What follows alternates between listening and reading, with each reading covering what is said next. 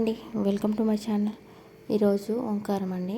2వ తారీఖు 4వ నెల 2025. అదేవిధంగా రేపు ఉదయం ఆచరించే పూజ ఎలా ఉందనేది చూద్దామండి. రేపు అంటే 3వ తారీఖు 4వ నెల గురువారం రోజు ఉదయం ఆచరించే పూజ కూడా తెలియడం జరుగుతుందండి. మీరు కనుక మా ఛానల్ని కొత్తగా చూస్తున్న వారైతే నా ఛానల్ని సబ్స్క్రైబ్ చేసుకోండి. వీడియో నచ్చితే మాత్రం లైక్ చేయడం మర్చిపోకండి. ఈరోజు ఎలా ఉందనేది చూద్దాం రండి.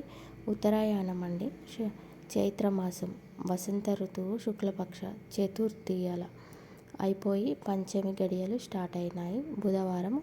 ఈరోజు నక్షత్రం వచ్చి కృతికా నక్షత్రం. ఈ కృతికా నక్షత్రం అంటే మనము షణ్ముఖుణ్ణి ఈరోజు ఆరాధించడం వల్ల మనలో ఉన్న చెడు ఆలోచనలు పోయి, చెడు ప్రభావం అనేది తగ్గిపోయి దాని నుండి బయటపడతామండి. కాబట్టి ఈరోజు మంత్రబలంలో మనము జపించవలసిన మంత్రం అండి.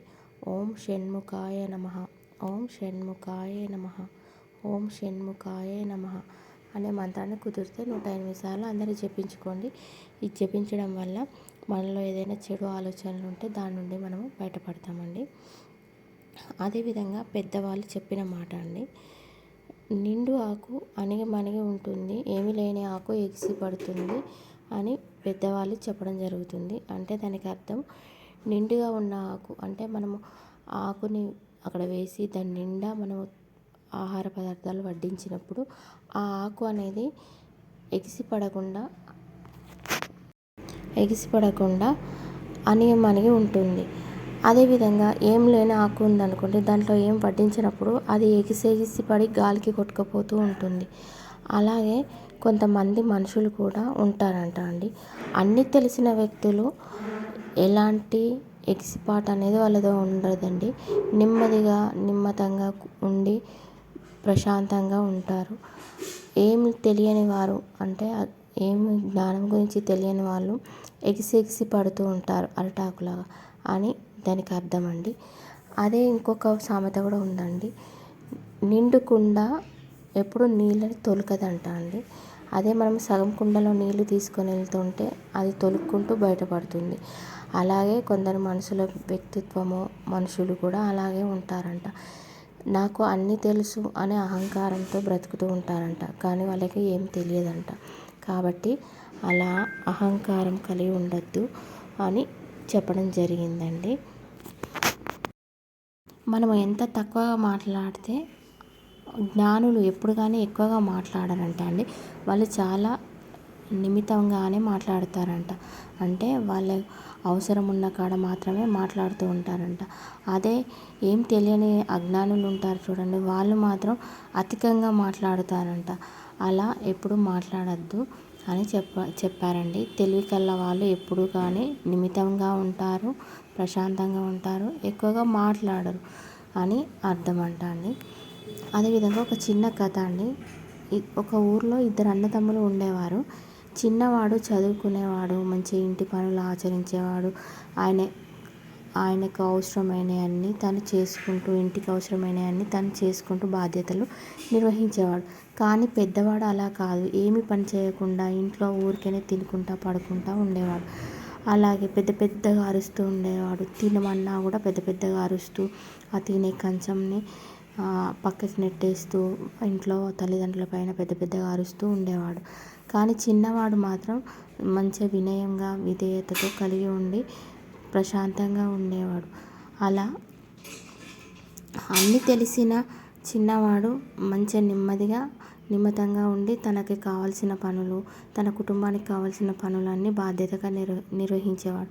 కానీ పెద్దవాడు అలా కాదు, మూర్ఖంగా ప్రవర్తిస్తూ ఉండేవాడని తెలియజేయడం జరిగిందండి. ఈ కథలో ఏంటనేది అర్థం మీరే గ్రహించుకోండి. ఇంకొక చిన్న మాట అండి. ఒక మత్స్యకారుడు ఒక సముద్రంలో చేపలు వేటాడడానికి వెళ్తాడు. అక్కడ పెద్ద అలలు వచ్చి ఆ పడవ కాస్త మునిగిపోతుంది. అక్కడ అసలు తనకి ఏమీ ఆధారం అనేది లేదు. తను సముద్రంలోకి దూకుతాడు. అక్కడ ఒక చిన్న వెలుగు కనబడుతుంటే ఆ వెలుగులోకి ఈదుకుంటూ వెళ్ళి అక్కడ ఒక ఒడ్డున ఒక చిన్న గుహలా ఉంటే ఆ గుహలో నివాసం ఉంటాడు. అలా సముద్రం వైపు చూస్తూనే ఉంటాడు.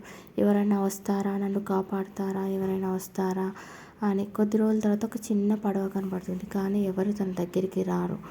కాస్త కాలం గడిచిపోయింది. అలా 1, 2 వారము, 10 రోజులు అలా గడిచిపోయి 6 నెలలు గడిచింది. కానీ అటువైపు మాత్రం ఎవ్వరూ రాలేదు. తను అందులోకెళ్ళి బయట పడలేదు. కానీ ఒక అడవి పంది అటువైపు వస్తుంది. అప్పుడు ఆ అడవి పందిని అతను చూసి, అరే దీన్ని వేటాడుకొని మనం తినడానికి కొద్ది కాలం గడుస్తుంది కదా అని దాన్ని వేటాడేద్దామని తన వెంబడి పడతాడు. వెంబడించి అది పరిగెత్తుతూ వెళ్తుంది. అలా పరిగెత్తుతూ వెళ్ళిన కొద్దీ తన వెనకాలనే వెళ్తుంటాడు. కాస్త దూరం వెళ్ళాక పంది అనేది తప్పించుకొని వెళ్ళిపోతుంది. దాన్ని వెళ్ళాక కొద్ది దూరం చూశాక అక్కడ ఒక చిన్న గ్రామం కనబడుతుంది. అరే ఇక్కడ మనుషులు ఉన్నారు, గ్రామం ఉంది అని తను వెళ్తాడు. వెళ్ళి అక్కడ వాళ్ళని చూసి మాట్లాడి, ఈయన భాష వాళ్ళకి చెప్పి, వాళ్ళ భాష వీళ్ళు నేర్చుకొని ఒకరికొకరు మాట్లాడి అనుగుణంగా మారి, తర్వాత అతడు వాళ్ళతో కలిసిపోయి వాళ్ళు స్నానం ఆచరించమని చెప్పి, తనకి మంచి వస్త్రాలను ఇచ్చి, ఆహారాన్ని పెట్టి తనని చూసుకొని, తర్వాత తను తిరిగి కొద్ది కాలం తర్వాత తన గ్రామానికి వెళ్ళిపోతాడు. అలా తను సముద్రంలో ఉన్నంతసేపు సముద్రం నుండి ఎవరైనా వస్తారు అని గమనిస్తూ ఎవరైనా కాపాడుతారని చూశాడు. కానీ ఇలా పంది రూపంలో వచ్చి ఇలా మనం పక్కకి వెళ్తే ఒక గ్రామం ఉంటుంది, దాని నుండి నేను బయటపడతా అని ఎప్పుడూ ఆలోచించలే. అలాగే కొంతమంది జనాలు కూడా ఆలోచనలు అలాగే ఉంటాయి. కాబట్టి మనము ఏది కానీ చేసే ముందు ఆలోచించుకొని ఉపాయంతో చేసుకోవాలి. మూర్ఖంగా ఆలోచించకుండా ఉండాలి అని ఈ కథకి సారాంశం అండి. మీరే అర్థం చేసుకోండి కథ సారాంశము అని గురుగారు తెలియజేయడం జరిగిందండి. ఈరోజు సాంప్రదాయంలో లేఖనం అంటే పెన్నుని అంటే అదొక వస్తువు కదా అండి. అది మనకి వెనకటి వాళ్ళు చెప్పేవారు పెద్దవాళ్ళు, ఒకరు వాడిన వస్తువులు మరొకరు వాడద్దు అని.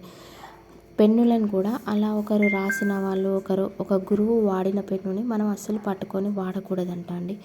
అలా పట్టుకొని ఆ పెన్నును వాడుతుంటే మనలో ఉన్న ఎనర్జీ అంతా తగ్గిపోతుంది. వాళ్ళలో ఉన్న ఎనర్జీ ఆల్రెడీ ఆ పెన్ను అనేది స్వీకరించి ఉంటుంది కాబట్టి అది మనలోకి విమిడిపోయి మనలో నెగిటివ్ ఎనర్జీస్ అనేవి ఉత్పత్తి అవుతాయి. కాబట్టి పెన్నును వాడద్దు అంట. అదేవిధంగా బట్టలు, మనం వస్త్రాలు ఎవరైనా ఒకరు వేసుకుంటాం కదా, అలా వస్త్రాలని వాడద్దు. ఇంకేదైనా వస్తువులని కూడా ఒకరు వాడిన వస్తువులని, చెప్పులని అలా మనం ఏవి కానీ వాడకూడదంట అండి. ఒకవేళ మనకి తప్పదు, వాడాల్సిన పరిస్థితి వచ్చింది, మనకి ఇప్పుడు ధరించడానికి వస్త్రాలు లేవు అన్న సమయంలో మాత్రం వాటిని శుభ్రంగా శుద్ధి చేసుకున్న తర్వాతనే వాటిని మళ్ళీ ఒకరు వాడాలండి. ఎందుకంటే వాళ్ళలో ఉన్న అజ్ఞానం అనేది మనం స్వీకరించి మనలో ఉన్న జ్ఞానం అనేది పోతుంది. కాబట్టి ఇలా మనకి పెద్దవారు తెలియజేయడం జరిగింది. ఏ వస్తువులు కానీ ఒకరు వాడిన వస్తువులు ఒకరు వాడకూడదని. కాబట్టి మీకు కుదిరినంత వరకు అలా వాడకూడదు. ఒకవేళ వాడాల్సిన పరిస్థితి వస్తే వాటిని శుభ్రంగా శుద్ధి చేసుకున్న తర్వాతనే మళ్ళీ వాడాలని తెలియజేయడం జరిగిందండి. అదేవిధంగా రేపు ఉదయం ఆచరించవలసిన పూజ, రేపు గురువారం 3వ తారీఖు కాబట్టి ఈ పూజ ఆచరించుకోండి. రేపు నక్షత్రము రోహిణి నక్షత్రం ఉంది కాబట్టి మనము రాధాకృష్ణులను కానీ లక్ష్మీనారాయణలను కానీ పూజించాలండి. మనకి కుదిరితే లక్ష్మీనారాయణలను ఒకచోట పెట్టేసి వారి ముందు బెల్లము పెట్టి దానిపైన దీపం వెలిగించాలండి. వెలిగించి లక్ష్మీనారాయణల పారాయణం చేసుకోవాలి. లేదా లక్ష్మీనారాయణల అష్టోత్తరం అన్న చదువుకొని నీలిరంగు పుష్పాలను సమర్పించాలండి. ఇలా సమర్పించడం వల్ల పెళ్ళి కాని వారికి పెళ్ళి అనేది ప్రాప్తిస్తుంది, వివాహం కుదురుతుంది, అందులో మంచి సంబంధాలు కుదురుతాయని తెలియజేయడం జరిగిందండి. మీకు అవసరం అనుకున్న వాళ్ళు రేపు ఉదయం ఈ పూజని ఆచరించుకోండి. అదేవిధంగా ఈరోజు సాయంత్రము యోగక్షేమం అండి ఎలా ఉందనేది కూడా చూద్దామండి. ఈరోజు సాయంత్రము 2 మినప్పిండి దీపాలు చేసేసి దుర్గామాత ముందు పెట్టాలండి. పెట్టి దానిలో నెయ్యి పోసి దీపారాధన చేయాలి. మన ఇంట్లో కుటుంబంలో పిల్లలు కానీ పెద్దవారు కానీ చాలా గొడవలతో పెడుతూ ఉంటారు. అదేవిధంగా వాళ్ళలో కోపం అనేది బాగుంటుంది, చెప్పిన మాట వినరు, అలా ఉంటారు కదా అండి. వాళ్ళ పేరు మనం మనసులో చెప్పుకొని ఆ దీపాల కింద, ప్రమిదల కింద గరక అనేది తెచ్చిపెట్టాలండి. పెట్టి ఆ దీపం వెలుగుతున్నప్పుడు దాంట్లో మిరియాలు ఉంటాయి కదా, ఆ వెలుగుతున్న దాంట్లో 2 దీపాలలో మిరియాలు వేసుకోవాలండి. అలా దీపం పెట్టడం వల్ల కుటుంబ సభ్యుల మధ్య సఖ్యత పెరుగుతుంది. అదేవిధంగా పిల్లల్లో కోపం అనేది తగ్గిపోతుంది. పెద్దవారిలో కూడా కోపం అనేది తగ్గిపోతుంది. వాళ్ళు ఏదైనా చెడు అలవాటు బారిన పడ్డా కూడా అవి కూడా మానుకుంటారు. కాబట్టి వాళ్ళ పేరు చెప్పి మనమైనా చేయొచ్చని గురుగారు తెలియజేయడం జరిగిందండి.